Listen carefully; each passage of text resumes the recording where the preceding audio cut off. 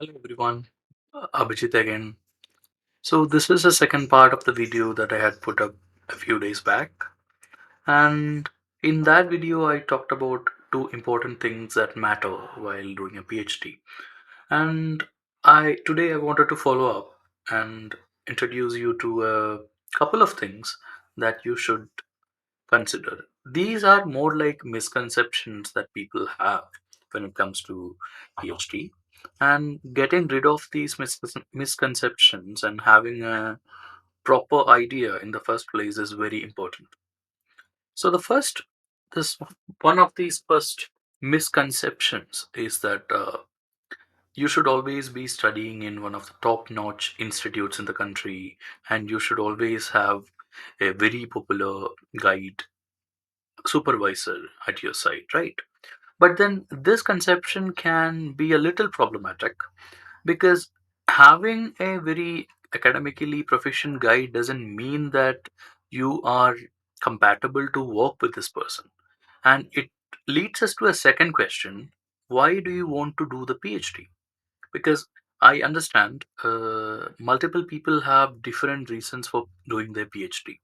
For some, it's more like a course that they want to complete so that they can move on to a better job or a actual uh, postdoc or something. For other people, these PhDs are also very much part of their life and they want to make a statement. And of course, these ideas are coming from me as a humanities scholar. And yes, because of these dichotomy of what people want to do with PhD, there should be a confusion when it comes to choosing guides as well. Because if you belong to the first category where you are not really attached to your degree or the topic, you can actually have any guide, any supervisor, and it doesn't really matter because if you are working to just get out of it, it can be done. But if you are in the second category where you want to make a statement by creating something unique, you have to prioritize having a supportive guide, accommodative supervisor by your side. Otherwise, it can be a little difficult.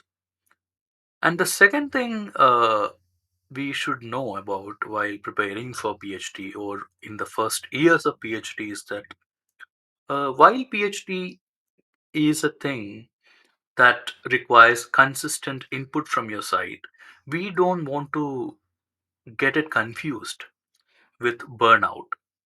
It's not like you're not expected to, or you may be expected to, but then it is not a great idea from a mental health perspective to get burned out in the sense that like you work for 1 month, you continue working for the 2 months, and the third month, the fourth month, okay, and then you state then you reach a state where you don't have much headspace to do with anything else in your life.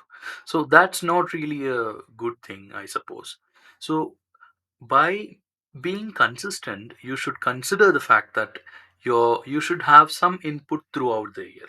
It doesn't mean that you have to write one article every day or one article a month. It doesn't work like that, because coming up with novel ideas and turning them into a paper takes a lot of time.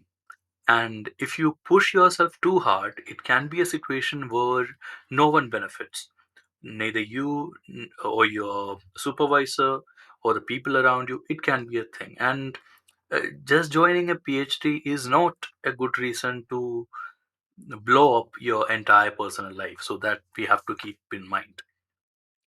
And the third thing is that PhD in general, regardless of the topic that you are working on, like in the sense you might have some ideas about your PhD when you begin, right? When you are in the last semesters of your masters, you will have an idea about what you want to do in your PhD. But the thing is, you are not going to work with what you have come up with. Instead, there is a lot of time that is spent in PhD for the figuring out phase. Like this can vary accordingly, because we should understand that PhD is not a two-way. I mean, it's not a one-way street, right? I mean, it's not like you write whatever you want, you give it to the professor, and they approve it. It doesn't work that way. On the other hand, it should be a two-person thing.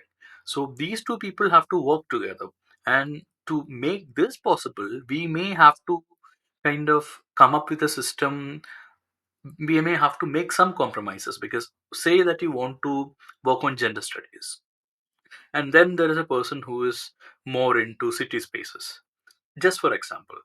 So but then yeah, and your primary idea might have been to work on the aspects of gender in another situation, another context.